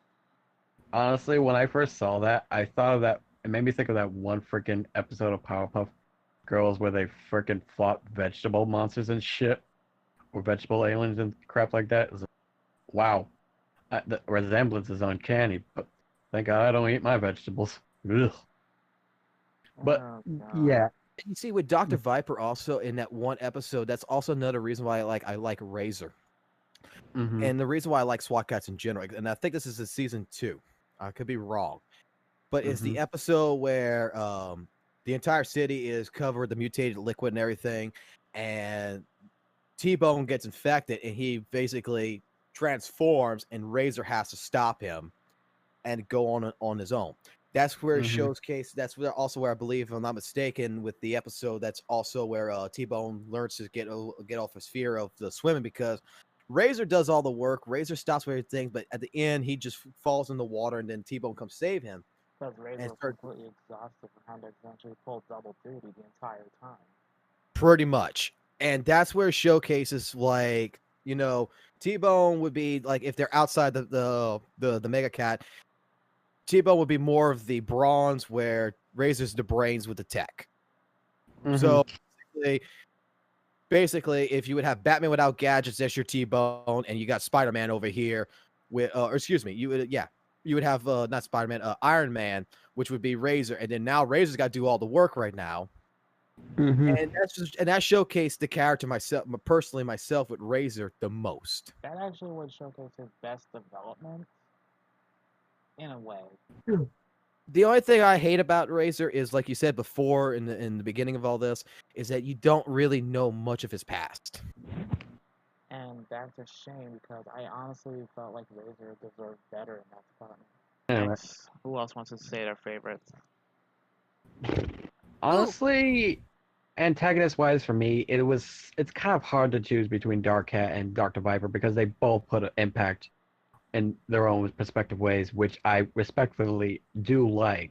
There are things I like about Dark Cat that's more about Dr. Viper, and there are things I like more about Dr. Viper than I do Dark Cat, because they both play good villain roles, and seeing them work together, well, yeah. It was interesting and intimidating at first, given how they both played interesting role and given how intimidating they both can be in their own ways and rights, especially the broccoli monster thing and frickin' Dr. Viper becoming a frickin' Godzilla monster, while Dark Cat has like so much things that could make him most threatening ever and has most power and potential. The villain, which I enjoy. And as for protagonists, I would most likely say T-Bone might be my favorite. Because, Out of curiosity? well, yes, he is like mostly the bronze and stuff, but I do enjoy how show his characteristics on things, like how he shows he isn't afraid to do things if he needs to, like when the tough gets going, he fights back a bit or tries to get tough as well. And sure, that one episode where he was underwater, he was stubborn to get out or eject because he didn't want to swim, but he was still tried to fly the jets, and he is very skilled at flying, which I am amazed by with how he was able to fly through so many things, given how many fucking things could attack from the air and still hold up. You know what I mean? Not only that, when T-Bone did rescue Razor from the water, it showed a lot of character things or what things, because I do like character development or some things I can learn about a character that I can see what they can or will do or how far they will go in a way. You know what I mean? And you see, I'm gonna interject here for a second here, and I'm gonna ask you a question, which is gonna be completely, which is gonna seem like this is completely out of subject, but I have to ask this question to determine something here. Teenage Mutant Ninja Turtles. Which one's your favorite turtle, real quick, Justin? Raphael. Okay. When it comes down to that, I think that like when it comes down to any television series, and I think for another reason why you like T-Bone is a simple reason why I asked you the question about which turtle you like is because you're going to relate with a character that is more of your traits. And if I have to actually admit something here, I think you have more of the traits of T-Bone. I can't really argue with that. That's kind of accurate. Because like when you said Raphael, it's like for me, for example, when it comes to Teenage Mutant Ninja Turtles, Donatello. I suppose you think the Night Watcher's some kind of hero. Beats sitting around doing nothing while dirtbags run free. Oh, I would have suspected you like Michelangelo. No, I'm a Donatello fan, which would represent more of the reason why I like Razor. For you got to also know that T-Bone, in a sense, does have somewhat of a short stack. Just like, not as bad as Raphael, but kind of like you, kind of like hot-blooded. Like, he is very excitable, which is actually a good thing in a way because it lets him push forward when he needs to. Well, that's why I was saying that T-Bone also has an ego issue. He cannot fail, no matter what. Like, how many times did their fucking jet like start falling from the sky or some shit, and fucking T-Bone's like, "Come on, girl, you got this. I'm not letting you down." And like Razor's, panicking in a sense, like, "Oh, we gotta eject. Oh no, she's still got it." And then all of a sudden, at the very last second, T-Bone fucking manages to pull it out of his ass. It's basically, You can't yeah, you're fault right. him, though. That They did build the Turbo Cat together. Yeah, they did Yep. build a Turbo Cat together. But what I'm saying is that even in like combat situations with Dark Cat or anything else, T-Bone is more of the hothead that's going to rush in. Mm-hmm. Yes, that is true. He's a damn good character. Don't get me wrong. He's a good character development, and that's why I say yin and yang. That's what makes Razor and T-Bone work so well together, is because of the two different personalities. You're right. Compared to something like the Metallic Cats, which have almost a similar personality. Which is why they clash so much. Exactly. All right. And I will say this may be a bit of a stretch. He's not really a character I like, but I see some interesting things about him, which would be Commander Farrell a bit, because the reason I say that, because there was this one episode where when the Metallicats, right, were like just heads and things, and they were persuading Turmoil how they were willing to give him the secret identity of the SWAT cats and stuff, but Turmoil just didn't care, and he just Turmoil, are you talking about Farrell? You mean Farrell? Oh, Commander Farrell. I'm sorry. I'm very tired. That's fair. It's 5:30 in the morning. Yeah. Commander Farrell, I meant. But yeah, when Commander Farrell just didn't care about who the SWAT cat's identity was, and just neuralized. He had the perfect opportunity and he didn't take it. That gave him some Yeah. development. Yeah, which I approve of. He's not my complete favorite, but yeah, I just thought I'd throw that in there just because, yeah, it shows some character development, which I approve. Farrell does not. Farrell in that case scenario does not negotiate with terrorists. No, he's a very embodiment of that. No. He's not going to who else? compromise himself, which is good. I think it's his second in command or whatever, Steel or whatever, that would have taken that deal. Oh yeah. All right. Who else wants to go? Next favorites. Obviously, out of the way, I'm just gonna say Felina. Because again, pure, unadulterated badass. Pure unadulterated ego. Reasons Bite being. I mean, she's like the different version of Farrell that's more cooler and interesting. Like that, like she worked alongside with the SWAT cats and all that stuff, and I like that. I'll put it like this: I actually think that she would have been more of what Farrell would have been like if he was younger. Yep. You're not wrong. And honestly, if it came down to it, I feel like Felina would actually be a good fit as a SWAT cat, ironically enough. Yay.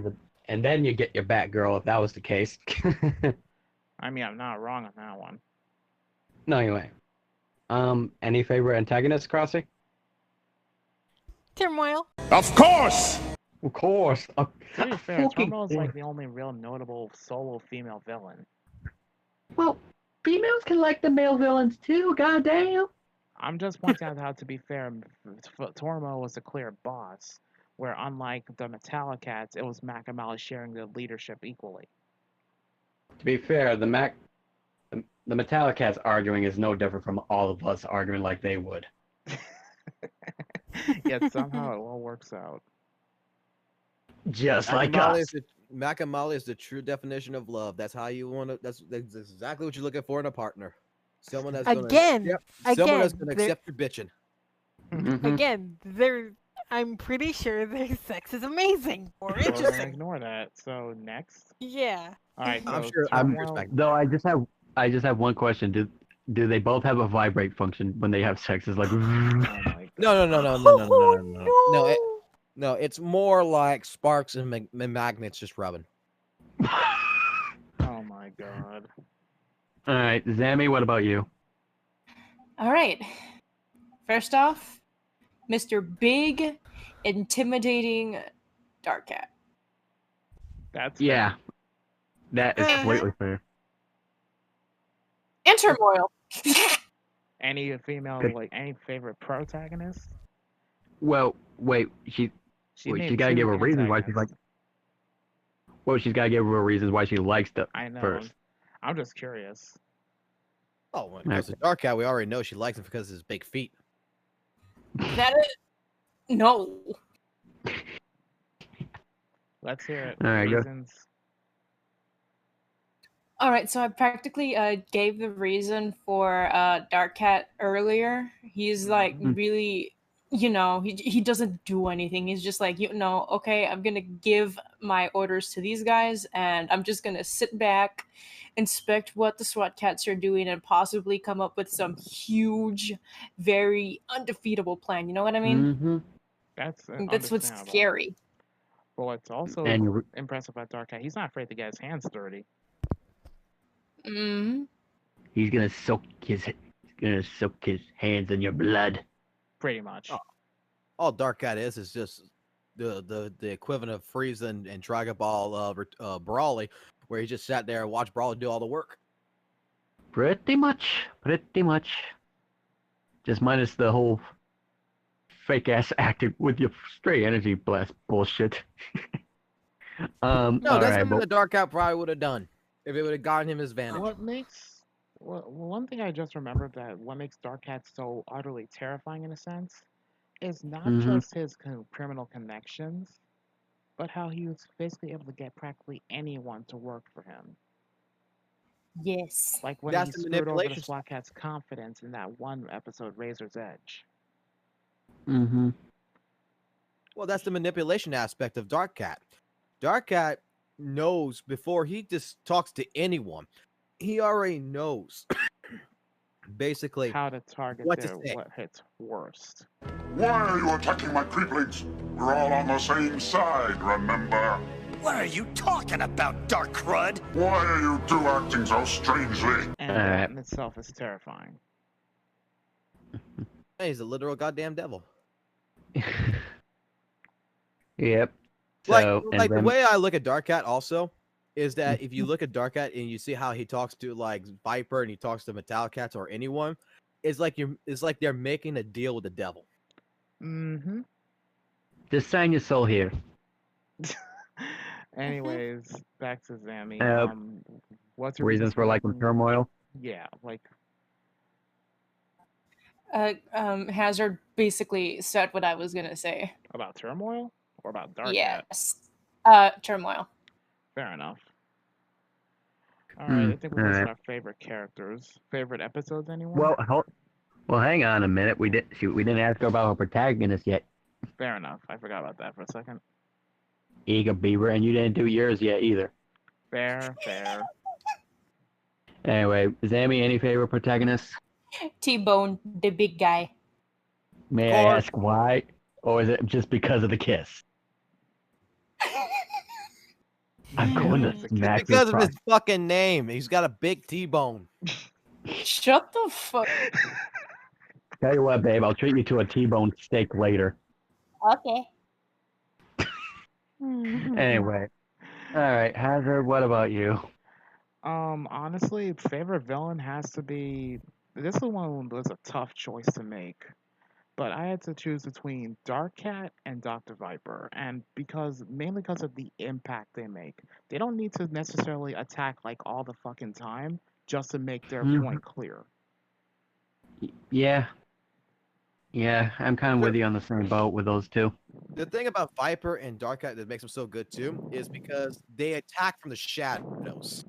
Mm-hmm. They have, not to mention multi-layered plans. It's like an assassin waiting to strike. Can't deny it, they got multi-layered plans. Mm-hmm. And they take Every villain advantage needs of a any good... opportunity that could work in their favor. They're extreme opportunists, and that's why I like them. I have a thing for villains who are extreme opportunists at times. Like how, for example, when Viper made that bacteria monster, and when Feral was dumb enough to basically try and destroy it with missiles, only to make it more dangerous by splitting it in two. So yeah, Viper just took advantage of it by basically commanding basically both bacteria monsters to attack while making Cat biochemical. See what I mean by taking advantage? Yep. If nothing else, Viper is a master of basically switching tactics on the fly, and that in itself is what makes him such a dangerous villain. Dark Cat, on the other hand, he plans ahead at least 2 or 3 steps. you can't deny that is clever of him. Like when he kidnapped the SWAT cats and had them basically set to be crushed by a machine, in the event that they somehow escaped, he rigged it to blow up. If that doesn't scream well planned, I don't know what does. Well, that technically wasn't well planned. I mean, it was well planned in one degree, but it was also not well planned because right then and there, all he needed was a fucking knife or a gun and just shoot him right then and there and knew it died. Yeah, but to be fair, he's a sadistic bastard, so you can't deny that. Shoot him in the legs first. That way they can't run. Then you put him in the trap. Yeah, but he was more than confident enough that they wouldn't get free so easily. And to be fair, he wasn't wrong. They needed to use the creeplings to get loose from that mess. Good lord. This is why you can't hire good help nowadays. Nope. So it's technically Only gotta creeplings' do it. fault that the SWAT cats escaped. Only gotta do it. And after you're done with your villains and everything and stuff, I got one last thing I gotta say, which I gotta ask is, what is the least favorite characters? Fair enough. Oh boy. Most favorite yeah. protagonist, and honestly, there's no real choice. There's no real debate. For me, it's Razor. My man. Because don't get me wrong, T-Bone comes to a close second, and so does Callie, but Razor wins out for me easily, and that's because he shows a combination of intelligence, cunning, and tactics, and you can't deny it. He makes use of all of that and then some. And he can also be quite a sarcastic little shit sometimes, which also helps. One of the reasons I like Razor as a character is because he shows that he has plenty of depth to him, despite his, reckless antics as a SWAT cat. Like when Dark Cat tricked him into doubting his ability to actually fight crime. That was a dick move on Dark Cat's part, but Dark Cat, to his credit, made it impossible for him to be traced that it was him until one of his subordinates accidentally squealed on him. Oh yeah, I remember that episode now. Razor basically realized, wait a second, I got tricked. Fuck you. I'm gonna get back at you, motherfucker. You can't deny that Razor had plenty of good development.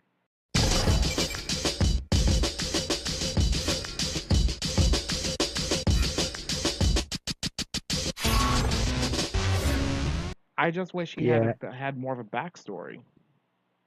Yeah, the only one I noticed that kind of had a backstory was like T-Bone, if you think about it. Yeah, I mean, and even then, it wasn't like fully explained in his case. The most we got out of Razor is literally his enforcer days with T-Bone. And the most we got from T-Bone, aside from the enforcer thing, was, from what I remember, was when T-Bone visited that one old comic book place and stuff, and somebody remembered him from there. Just came in. Hey, don't I know you? You look kind of familiar. It's me, Pop. Chance Furlong. Because he grew up reading comic books, and he still does to this day. And to be fair, I have to point this out. T-Bone acts like Justin would if it came to a Spawn comics. You can't even deny that, Justin. Just don't bend the fucking corner of the book. That's all I ask. And if someone accidentally bends the pages, you'll rip their fingers off. Yes, I am. But, my point exactly. All right. Anyway, least favorite characters. Who wants to go first? I'll go first, and y'all all gonna hate me for this one. Go for it. Least favorite character is Callie Briggs. Really? Reason being is, in reality, I would have said Mayor Manx. But Callie, I hate her the most because she is the enabler to allow Manx to do what he does. If she would actually just say, you know what, I quit, fuck you, and get out of the situation and leave him to his own devices at that point in time, or do something to where, like, the election comes, to go ahead and even her run for mayor or something to make Mega Cat City better. If anything, she's enabling him to allow him to go play golf. She's enabling him by doing all his fucking work, by dealing with the SWAT cats and everything else. She's not doing anything more to help. If anything, she is allowing Mega Cat City to be ran by a lazy, cowardly mayor that wants to do one thing. Oh, SWAT cats, you saved the city! Raise the taxes! Yay! I do have to point this out though. If you think about why it was potentially be a bad idea for Callie to run for mayor, think about this for a second. Mega Cat City is barely standing because of Manx's incompetence, surprisingly. And I have to point this out as well. The reason that they don't go after Callie as much, Manx is essentially the scapegoat, let's be honest. Imagine if Callie became mayor. It's a well-known fact that she actually knows how to run the city better than he does. The moment she became in charge, she would have the biggest target planted on her back. She would literally be bad for a crime's business. Leave it at that. And to be fair, part of the reason that I think she doesn't want to be mayor is because odds are because she's technically expected to uphold the law on every level, which means she'd have no choice but to declare the SWAT cats outlaws eventually. At that point in time, what I'm getting at is at that point in time, she's already doing his job. This is true.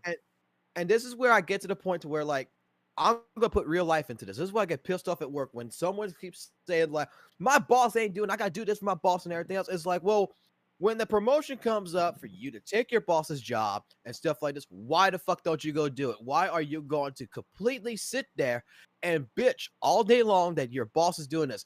She bitches about Mayor. She bitches about he's not doing his job and stuff like this, but she is not doing anything to help the problem. If anything, she's enabling the problem.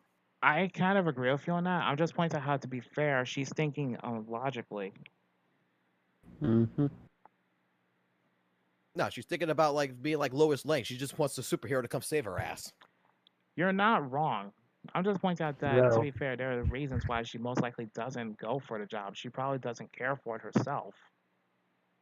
But she ends up doing that because Manx is the one that's supposed to be, handling all this stuff. Manx is more concerned about raising money and taxes for the city, as you pointed out, as opposed to, say, Callie, like running the day-to-day shit. Callie pretty much handles all the day-to-day stuff.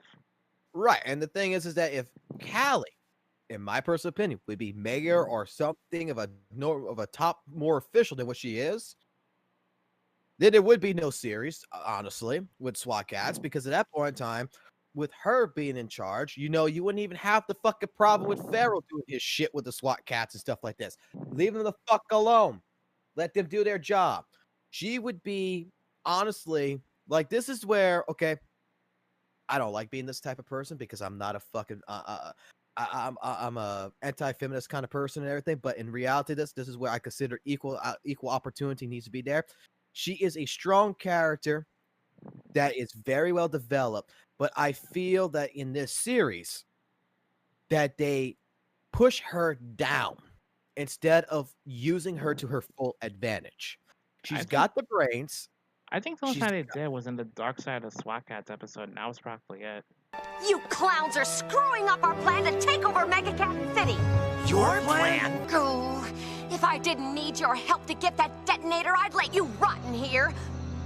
One of the perks of being deputy mayor. I like the evil Callie. I like evil Callie. Evil Callie was nice. A man of simple needs. Anyway, I'm sorry. I'm a man that is attracted to bitches. Okay, I have to say that. Caboose? Yes. Don't ever stick your dick in crazy. I have no idea what that means. Bad bitches. Exactly. Just like women are attracted to assholes, I'm attracted to a bitch. That's just how it is. Yeah, why do you think I'm with my wife? You know what? I can't fully argue with that. I can't disagree with that. I agree with them. Like I said, Callie has plenty of room for growth. It's just, like you said, she has her problems. But what's a good character without some flaws? That's all I can say. Thing is, I'm just gonna end it like this. Like I said, when it comes down to Callie, in particular, the writing for her, I just feel that it's not appropriate for her. Like, it's like, honestly, it's like the man's world or some bullshit like that. That's probably the other reason why she's not in mayor. We don't know the full scale of how things work in SWAT Cats, to be fair. Anyway, back to it. Okay, so I think we'll need to keep it short and sweet on most disliked. Okay, any just making least sure, favorite characters? Honestly, I guess maybe the Dark SWAT Cats, because I don't know, they didn't really seem that interesting to me. It was They gonna were be just Past more Master. edgy. Felt Yeah, like there I was. felt like that was an anime filler episode, to be honest. You're not Yeah, wrong. like I get it that like evil SWAT Cats, and normally I do like most evil versions of the main protagonist and characters and stuff, but if anything, it's just meh. If that makes sense. Then again, They just considering the time around that time when they were having production issues because that series got the cancellation order, they were scrambling for what they could, I guess. But yeah, if anything, I just kind of dislike the SWAT Cats. Not the dislike the Dark SWAT Cats. God, I'm tired. That's fair. Because they just didn't make much of an impact, aside from just being like the Goku Black and Zamasu's of freaking SWAT Cat. You're not wrong. Okay, Crossy. Anyway. Actually, anything else, Justin, before Crossy says her least No, favorite? let's give it to Crossy. Okay. Feral. I cannot blame you. Feral and Mermanx, that's it. Alright, any I short and can't sweet bl- reasons why, or... One of them bitched, and the other cried like a bitch. That's sort of the best way to sum those two up. Fox would approve. Ching! Zammy? Zammy, what about you? Least favorite characters? Lord have mercy. Okay, Dark SWAT Cats, because there's not really like There's I like no the real entire. backstory, I guess. Yeah, with there's them. no backstory. Yeah, there's no backstory. I would have enjoyed another episode with them to see like what the hell's going on, but we never got that. There's no season 3, so that's a fucking downer. Mm-hmm. Yeah, they're one of them, and Farrell, cause he's a stupid cunt that won't shut the fuck up and blames everything on the fucking SWAT Cats, and they're trying to fucking help. Yep. All right. So I feel like we'll try to wrap this up quicker, but so we're gonna go into our next category and Before then we our do, I final. haven't listed my least favorites. And Oh, right. I'm sorry. I have 3 that I don't care for at all, and I would love to see them burn. Okay, go for it. To an extent, Farrell, because he's literally the reason the SWAT Cats got fired. Like, if you watch episode 3 alone, that tells you exactly why I despise Farrell. I mean, granted, Fair he enough. makes up for it later, but he's still an absolute dick in my eyes. Yep. Fair enough. Manx, I can't stand him because, yes, Callie enables him, but I have to point out that, to be fair, Manx has been in a position to more than once do the right thing and not the easy way out, and he has pussied out at every opportunity. In my eyes, that makes him the worst in my book. And the third one I do not care for, and this one was like, I don't care for Hard Drive because he seems like more of a try-hard villain than an actual villain. Yeah, that's fair. Like, All right. there's nothing remotely like, badass. Like, I feel like he's just trying to play a villain than actually being one. That's my honest opinion. So the next thing we're gonna do before we go to the final question and rate what we rate this series itself is what is our favorite episode. So Fox, do you have a favorite episode you can remember? Favorite episode will be number 1, I believe, when the SWAT Cats went into the medieval times. I'm pretty sure that's what it is, right? That was actually episode 1 was actually when they accidentally went back into the dinosaur age. But I think it was episode 6 that was the Middle Age episode, so you're not far Okay, off. episode 6 then. Okay, I'm wrong then. It's because fine. the reason why I'm gonna say that is because when the SWAT Cats had to use all the medieval equipment back then to fix the jet and everything, it was so amazing, especially when they had when they got the big ass wrecker ball and shit. And the soup that they could eat's like kick it right out the jet, like, there you go, take some soup. Oh, Favorite God. episode, yeah. Poured it right in the eye of a monster on top of that. That was brilliant. Just proves they're adaptable. Justin, your favorite episode? Mine coming back to me. I have to think about that one if that's Fair okay. enough. Zammy? You should. Do you even need to ask her what her favorite fucking episode is? You never know. I like the Xander. medieval one too. That's fair. Any others? Okay. Gee, I wonder what's the other. Oh, we got more than one. We got more than one fucking choice in this.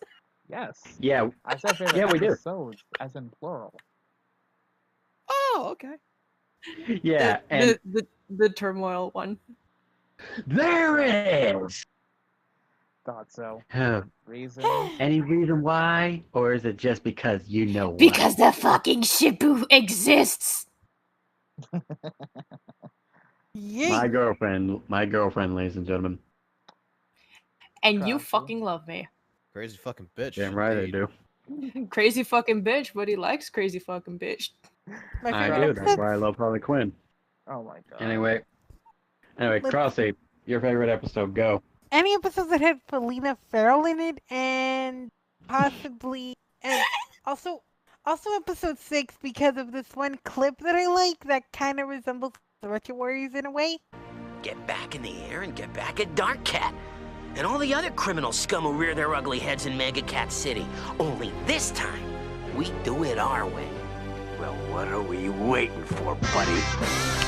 Anyway, honestly, I guess my favorite episode would be what really intrigued me was the episode where Dark Cat, Dark the Viper, and the Mechanicats worked together for a bit. I give you that. Yeah, that was a well written episode. Yeah, The that Legion was of Doom. basically, because that was kind of like my favorite episode. Seeing a bunch of villains, the SWAT cats work together in a way, and I was curious how it would go and stuff, and see how they could take them down, given how they all have intimidating things that could easily take down the SWAT cats in their own way, even though they already got enough trouble with them. You know, you're dealing one of them at a time. You know what I mean? But yeah, that was a good episode in my eyes. Any other favorite episodes, or was that like your number, like your top, like over, like your? Oh, top favorite overall. I'm not gonna even front with you. That's fair. Because, don't get me wrong, there was other good episodes, like the Mad Cat one, but that one just kind of took the cake. You know what I mean? Mad Cat stands out, but no, I wouldn't put him as a favorite of mine. I'll say that now. Well, no, as a favorite episode, it's not like the top favorite, but it's like a favorite episode I enjoyed and stuff because it gave me laughs and things. I'm gonna be honest, like my favorite episodes overall, and I have 3, but with good reason. The one of I particularly liked was When Strikes Mutilor, which was episode 3 of season 2, where Mutilor tried to basically steal all the water on the planet. I enjoyed that episode mainly because of the animation quality. Like looking at it, especially the last 10 minutes of the episode, the animation quality went up a few notches. And I enjoyed it. It was like definitely watching an anime, like just outright watching an anime. Yeah. Then there was episode, I think it was episode 9 or 10 from season 1, Metal Urgency, when the Metallicats stole those big robot bodies. It just goes to show that the potential they had, even if they were, just as Fox put it, the bumbling duo, like, bumbling mob duo. But Mac and Molly proved that even when they were, down, they weren't out. Not that easily. And that's what made them stand out in my eyes. It just goes to show that you don't take any villain in SWAT Cats too lightly. And I mean any villain. That's one of the reasons I love SWAT Cats so much. You don't underestimate anyone. And the last one I enjoyed the most was definitely and this was a tough call to make, but definitely like it's a toss between the finale of season 1. The finale of season 1 and what was it? The episode I'm trying to remember the name of the episode where what was it? Felina teamed up with the SWAT Cats to take down Dark Cat. Because in both episodes, a feral teamed up with the SWAT Cats, and it actually works out in their favor massively. Those are the episodes I favored the most. The animation quality went up a lot in those episodes, which is one of the reasons I loved them. Like, I loved watching the motions, watching, the action play out. Anyway. But, yeah, those are my episodes. It was a really tough choice making them. Turmoil Cry comes very close to those 4, though. Anyway, I guess we could get to the final thing where we rate this series. So basically, we now that that's done, we just usually do the whole rate thing. Like, basically, we ask around, and if we on a scale of 1 to 10 and stuff, or something out of 10, what would we rate this episode? Like Fox, No, you're a the big show Swat. entirely. The show Yeah, entirely. you know what I meant. The show Yes, entirely. I know, man. I'm tired. Anyway, Fox, on a scale of 1 to 10, what would you rate this show? I would have to separate it into seasons because, like, season 1, I would have to give it a 7, and when it Mhm. comes down to season 2, I would have to go ahead and give it like an 8 or a 9. That's Oh. Fair enough.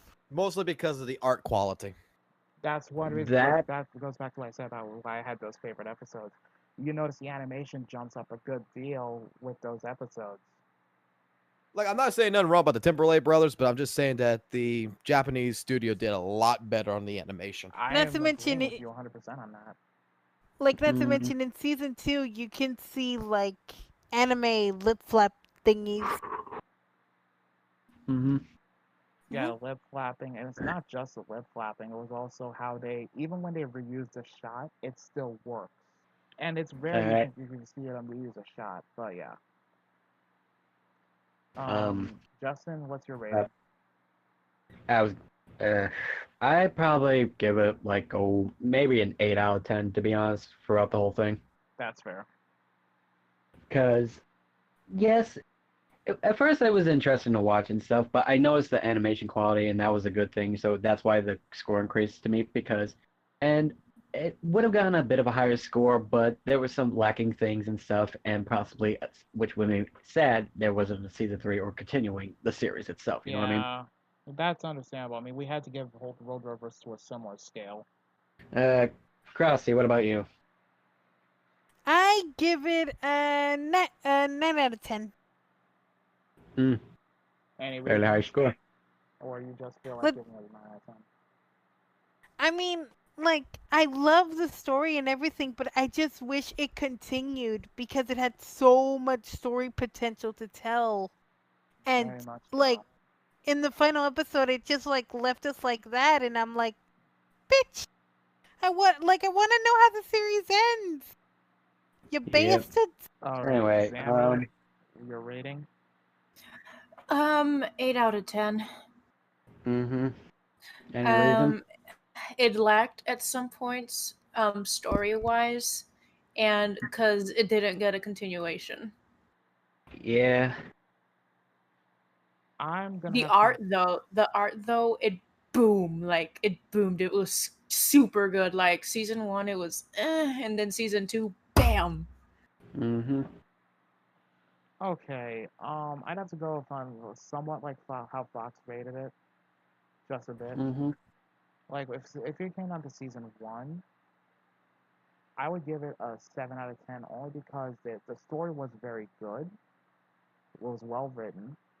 The animation was okay, like a little above the okay line, just not enough to make it stand out too much. The story kept people hooked, obviously, but season 2, I would give it a 9 out of 10, easily, Mm-hmm. because the animation jumped up, the story quality jumped a bit, but overall, if I had to give a proper average score, I would give it a 9.5 out of 10. Again, mostly because of how well the story was handled, the plot consistency, the animation, the acting, it all blended well. I would have given a higher score, and I'm not even trying to be biased here. 9.5 is the highest I'm willing to go out of generosity, because again, lack of continuation, and mostly because thanks to the series getting canceled, we kind of got shortchanged on some good content. So a 9.5, but on the grounds that's not their fault for getting less content than we should have out of the series. I'm being generous, giving it a 9.5 out of 10. Mm-hmm. Well, and it wasn't their fault they got canceled. Yeah. Frickin' turnip bridge. Yeah. Anyway, all jokes aside, Average is an so. 8. So I guess the average is an 8 out of 10 on this. Yeah. Anyway, and the usual question we usually like to ask is, from when we watched a show that was how old it was, depending on the year and stuff, does it still hold up with good entertainment and quality and everything in 2020? It's like, does it still hold up? And a majority, and I think we can all agree and say yes. It definitely Hell does. yes. It does. Yeah. Does it hold up like to this day? Yeah, like, does it, like, like, you know how most times, this question is basically, like, you know how you say you liked it as a kid, but your opinion might change as you grow up, and when you decide to rewatch it, you see if your opinion changes or not? It's like one of those scenarios. Like, if we watched it as a kid, and we thought if we watch it now and stuff, we wonder if we still like it or not. You know what I mean? That's what it means. Does it still hold up? Basically, yes, it does. Given how it's got some missing story details, it's still got good plots, it's got good action, and it's enjoyable. Go check it out for yourselves. And I'd say go ahead and support the Tremblay brothers in getting this series back on the air because they've been fighting for the series to come back since it got canceled. It's been over 25 years, and they're still fighting to get it back. But so, yeah, this holds up very well. And as a few reviewers I've looked around have pointed out, one of the things about SWAT Cats that keeps the fans so loyal is the fact that it got canceled when it was just getting to its best. I imagine had it gotten a proper run, it would have gotten another 2 seasons, most likely. And I can't but agree, looking at both the concept arts and looking at the overall plot. Anyway. Ugh, so I think this is a good stopping point now. But yeah, I hope you guys enjoyed us reviewing SWAT Cats, and we'd like to thank our special guest, Clever Fox Soul, for joining on this. Whenever you decide to go ahead and review Sonic the Hedgehog Saturday morning cartoon with the Freedom Fighters, then I'll come back and I will educate you on that.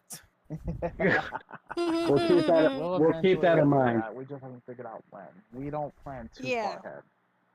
Yeah, but we'll most likely. But yeah, be sure to check out SWAT Cats for yourselves if you guys want it, because your opinions could be different from mine. We're just here to review it.